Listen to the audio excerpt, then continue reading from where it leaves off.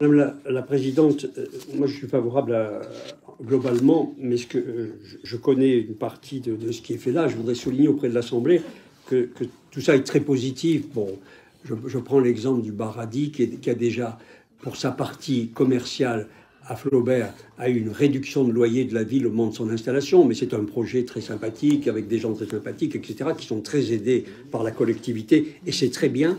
Mais ce que je voudrais vous souligner, Madame la Présidente, je l'ai dit ici à plusieurs reprises, c'est que par ailleurs, il y a des personnes qu'on n'aide pas, des activités commerciales qu'on n'aide pas.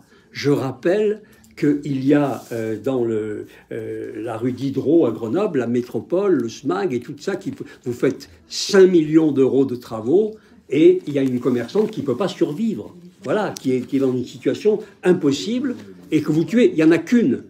Là, on aide des activités commerciales qui rentrent dans le cadre de la transition, etc., etc., et on tue par ailleurs des personnes qui sont en activité et qui ne méritent pas d'être tuées. Il y a rue du Vercors à côté, une personne que les travaux de la métropole, à cause des travaux de la métropole, ne peut plus rentrer chez elle, une personne invalide, une retraitée très modeste, qui demande qu'il y ait une prise en charge pour pouvoir l'aider, parce qu'autrement, elle est très en difficulté. Je suis allé voir comment ça se passait.